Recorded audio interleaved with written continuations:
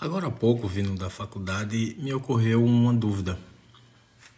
Mas antes de eu falar essa dúvida, vou falar o contexto e no final expressarei essa dúvida, a qual demanda uma certa reflexão para além do ordenamento jurídico. É uma pergunta que talvez a sua resposta encontre a sua existência, o seu fundamento no campo dos relacionamentos políticos.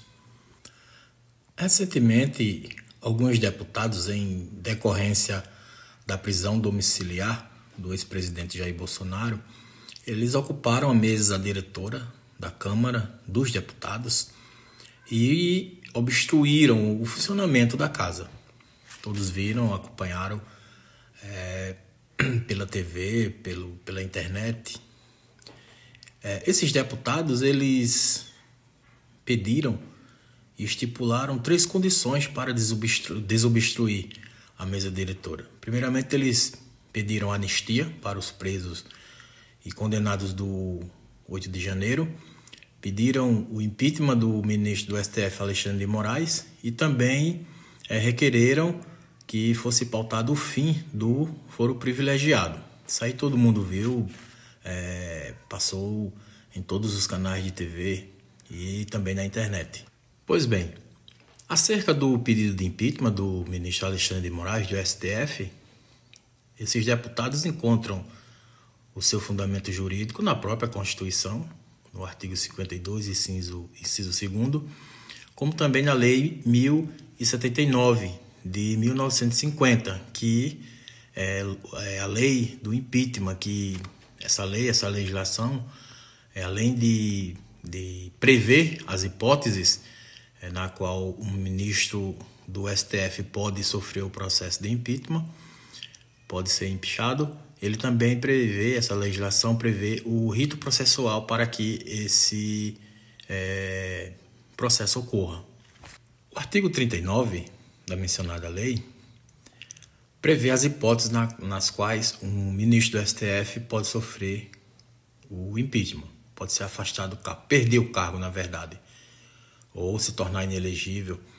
Essas hipóteses, elas não são de natureza penal, são infrações não penais, são infrações políticas e que, em regra, ofendem a Constituição, a ordem jurídica, os poderes, enfim, está lá previsto no artigo 39, quem se interessar depois dá uma pesquisada aí. E as consequências dessas infrações é a inelegibilidade e a perda do cargo. O impeachment do ministro do STF, previsto na Lei 1079, como eu disse anteriormente, ele tem 3 fases. Na primeira fase é apresentada uma denúncia ao presidente do Senado, a qual vai analisar. Aceitando aquela denúncia, é formada uma comissão especial que vai analisar a denúncia. Essa comissão tem 10 dias para produzir um parecer, ou seja, uma opinião jurídica, e para esse parecer seguir adiante e ir para o plenário do Senado, é preciso o número de 41 votos, ou seja, a maioria simples, para aprovar aquele parecer e ele seguir para a próxima fase. Esse parecer, no plenário do Senado, ele vai ser discutido.